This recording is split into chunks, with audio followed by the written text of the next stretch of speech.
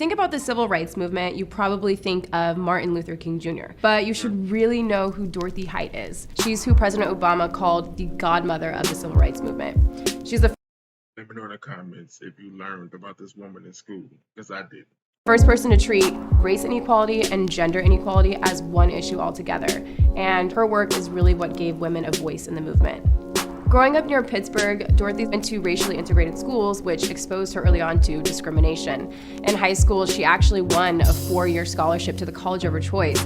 Her dream was to go to Barnard College, and she was accepted. But when she arrived at the school, she was turned away and told that they had already met their quota for black students, which was just 2.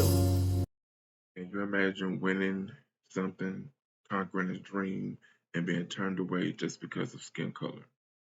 As a young woman, she was always socially and politically active, which eventually led to her becoming the president of the National Council of Negro Women for over 40 years. That position gave her the chance to work with who we know as the Big Six: Dr. King, A. Philip Randolph, Roy Wilkins, Whitney Young, James Farmer, and John Lewis.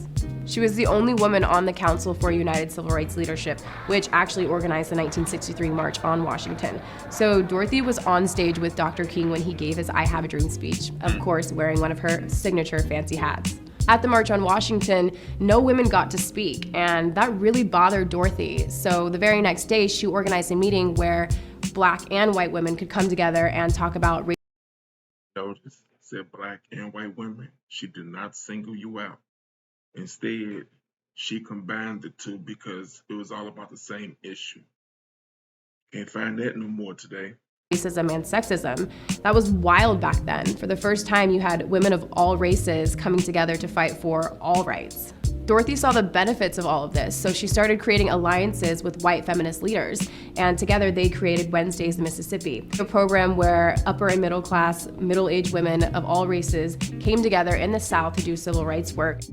She went on to co-found the National Women's Political Caucus, and she was highly respected by most presidents, which is obvious because she was awarded the 2 highest civilian honors possible: the Presidential Medal of Freedom from President Clinton and the Congressional Gold Medal from President George W. Bush. The impact of her work can still be felt today, and just last year, to kick off Black History Month, the U.S. Postal Service created the Dorothy Height Forever stamp to honor her legacy.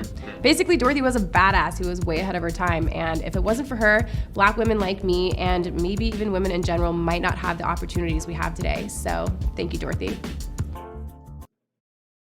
Even though this woman has passed on, the spirit and the strength of this woman is forever lived on in your mother, your grandmothers, your aunts, your sisters, and your cousins.